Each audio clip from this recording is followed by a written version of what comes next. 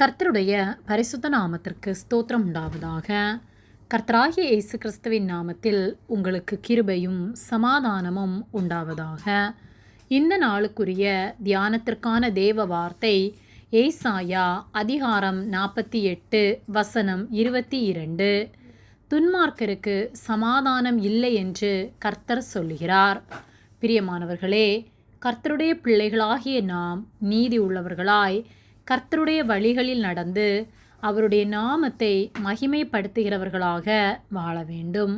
ஏசாயா 48:22 துன்மார்க்கருக்கு சமாதானம் இல்லை என்று கர்த்தர் சொல்லுகிறார் என்று சொல்லப்பட்டுள்ளது. துன்மார்க்கமாய் நடக்கிறவர்களுக்கு ஒரு நாளும் சமாதானம் இல்லை. ஒருவேளை இந்த உலகத்திலே அவர்கள் பிறரை ஒடுக்கி ஏழை எளியவர்களை, விதவைகளை, திக்கற்ற பிள்ளைகளை துன்பப்படுத்தி பணம் சம்பாதித்து செல்வ செழிப்போடு வாழலாம். ஆனால் உண்மையான சமாதானம் இல்லாதவர்களாய் அவர்கள் அலைந்து திரிகிறவர்களாக இருப்பார்கள். யோபு 8:22 உம்மை பகைக்கிறவர்கள் வெட்கத்தால் மூடப்படுவார்கள், துன்மார்க்கருடைய கூடாரம் அழிந்து போகும் என்றான் என்று சொல்லப்பட்டுள்ளது. ஆகவே ஜாக்கிரதையாக கர்த்தர் அருவருக்கிற எந்த காரியத்தையும் நாம் செய்யாதபடிக்கு, துன்மார்க்கமாய் நடக்காதபடிக்கு நம்மை காத்து கொள்ள வேண்டும்.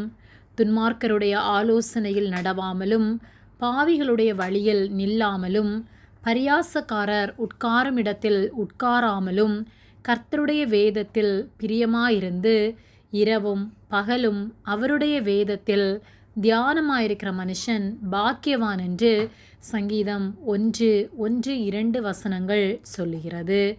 ஆகவே துன்மார்க்கர் தருகிற ஆலோசனைகளில் நாம் நடவாதபடிக்கு பாவிகளுடைய வழியிலே, அதாவது அவர்களை பார்த்து அவர்கள் செய்கிற காரியங்களை நாம் செய்யாமல், பிறரை பரியாசம் பண்ணாமல், இரவும் பகலும் கர்த்தருடைய வார்த்தைகளை தியானித்து அவருக்கு பிரியமுள்ளவர்களாய் நாம் வாழும்போது கர்த்தர் நம்மை ஆசீர்வதிப்பார். நம்முடைய காலத்தில் நாம் இலையுதிராதிருக்கிற கனியைப் போலிருந்து கர்த்தர் விரும்புகிற கனி நிறைந்த வாழ்க்கை வாழ முடியும். ஆகவே நம்மிடத்தில் கர்த்தர் அருவருக்கிற காரியங்கள் இருக்கிறதா என்பதை சிந்தித்து பார்த்து, துன்மார்க்கமான காரியங்கள் நம்மிடத்தில் காணப்படுமானால் அதை நாம் விலக்கி கர்த்தருக்கு உண்மை உள்ளவர்களாய் அவர் விரும்புகிற வாழ்க்கை வாழ்வோம். கர்த்தர் நம் ஒவ்வொருவரையும் அவருடைய வழியிலே நடத்தி நம்மேல் கண்ணை வைத்து ஆலோசனை தந்து நாம் நடக்க வேண்டிய பாதையில் நம்மை நடத்தி நீதியின் வழியில் நம்மை நடத்துவார். ஆமேன். ஜெபம். எங்களை அதிகமாக நேசித்து வழிநடத்தி வருகிற எங்கள் அன்பின் பரிசுத்த பிதாவே, இந்த நாளையும் நாங்கள் காணும்படியாக நீர் எங்களுக்கு ஜீவனை தந்த அன்பிற்காக நாங்கள் நன்றி செலுத்துகின்றோம்.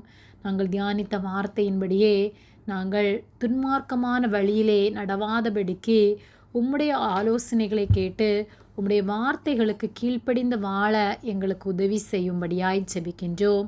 எங்களை உம்முடைய கரத்திலே தாழ்த்துகின்றோம். இயேசுவின் நாமத்தில் ஜெபிக்கின்றோம் பிதாவே. ஆமேன். கர்த்தர் உங்களை ஆசீர்வதிப்பாராக.